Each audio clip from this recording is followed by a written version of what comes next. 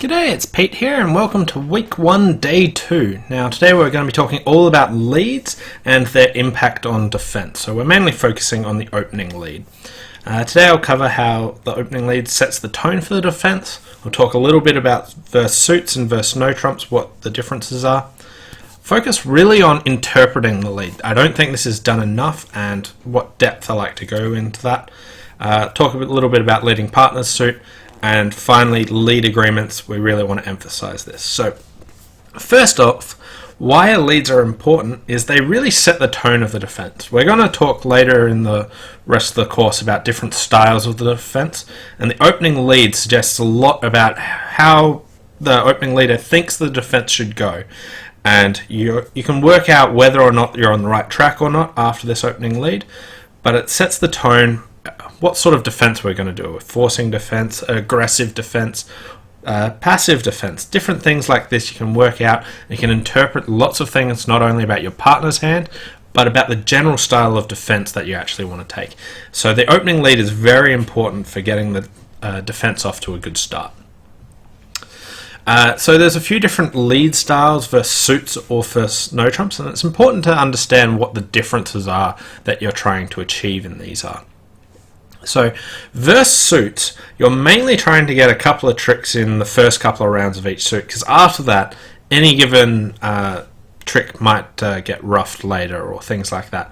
Whereas in no trumps, you don't mind if you win the last two tricks of the suit or the first two tricks of the suit, as long as you get your tricks. So, one of the common differences that I often do is leading away from sequences that are close, so like close to a sequence. Let's say you had king, queen and two small cards.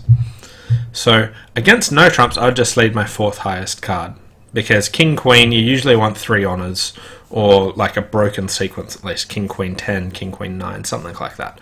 But you don't have that, so I just lead low. Whereas against a suit contract, I wouldn't want to lead low, because if I don't score one of my king or queen early, then I might not get any tricks in the suit at all. So against a suit contract, I'd lead the king, whereas against no trumps, I'd lead low. Okay, there are a few other subtle differences about that, but it's mainly that versus suits, you're trying to get your tricks in early in any given suit before they get roughed, whereas in no trumps, you can often wait, and as long as you get all the tricks you're entitled to, you're happy. Okay, now on to interpreting the lead. So to do this, you need to know what your lead agreements are, but hopefully you know what your lead agreements are to some extent, and we've posted in the notes a detailed list of them.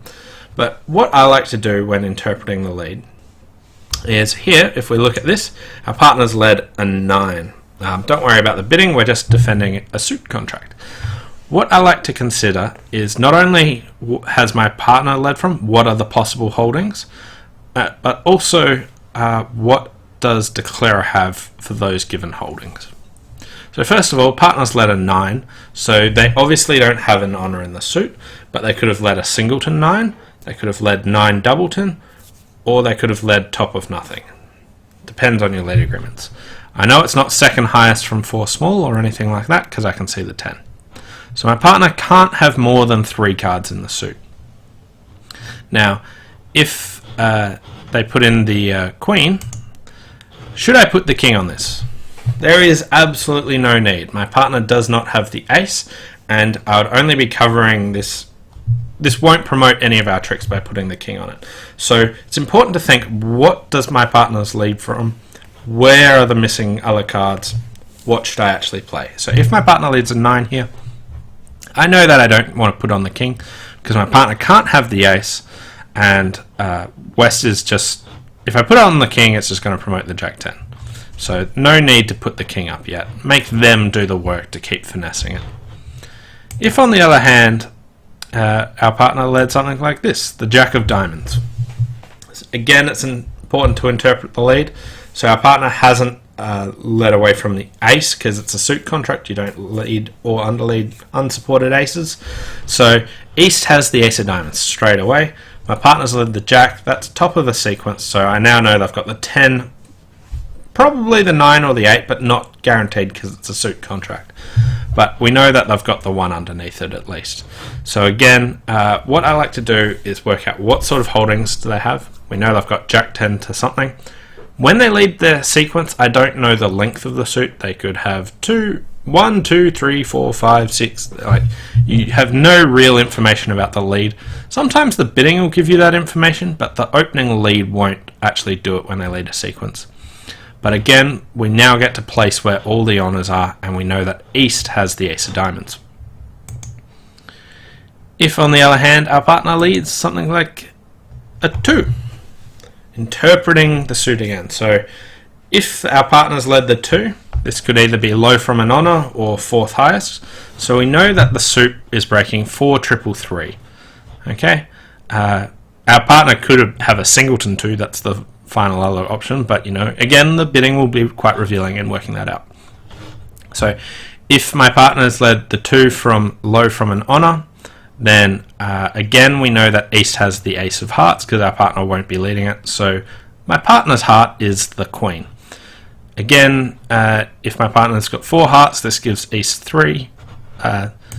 If my partner's got 3 hearts, it gives Declarer 4 hearts. But the main thing is we can interpret this as our partner's led low from an honour. It is not the ace because we're not underleading aces. So we know that when they put in low, we don't need to put up the king, but instead we can put in the 10 and finesse dummies Jack. So again, it's important to interpret what the lead is actually from, where the missing cards are, and then you can work out what cards you can play from. So work out. Sometimes there are multiple holdings your partner can have, and you have to go into more depth in this, but you want to think, what possible holdings can my partner have, and what will that give Declarer?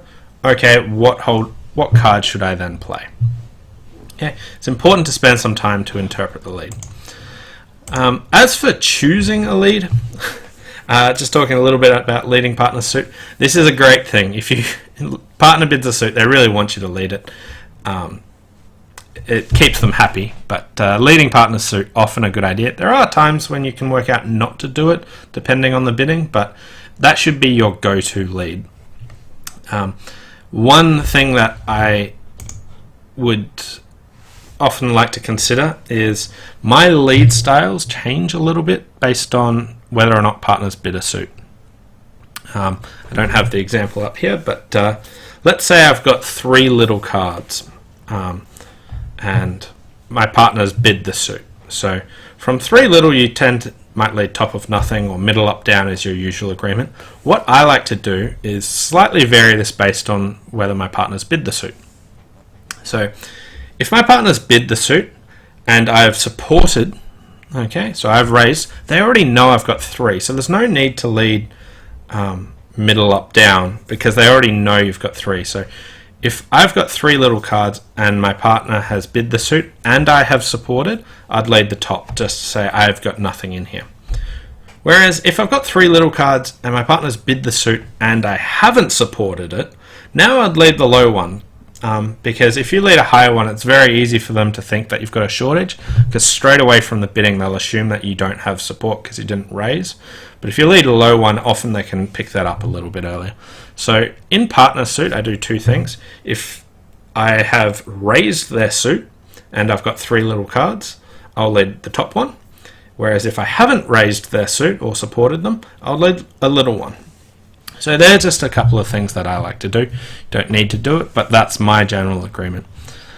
Finally, in the notes, we've mailed out a list of sequence. What you want to go through is be absolutely sure with your partner what you are going to lead from specific holdings. What do you lead from 4 cards, 3 cards? No honor, do I have an honor? Broken sequences, all kinds of things. You want to go through and make sure both you and your partner are on the same wavelength as to what specific card you'll lead from different holdings, so that when you're getting into the defense and trying to interpret the lead, it is a lot easier to do and you know what your options are. It is a must-do for you to sit down with your partner and understand what card you are going to lead from different holdings, because that is of vital importance, because the lead sets the defense off on the starting path and you want to know where you're going. So make sure you and your partner have the same agreements as to what you are going to lead from, and that'll get you on the right foot most of the time. Anyway, thanks for watching. Hope you enjoyed this, and we'll see you tomorrow. Okay, bye for now.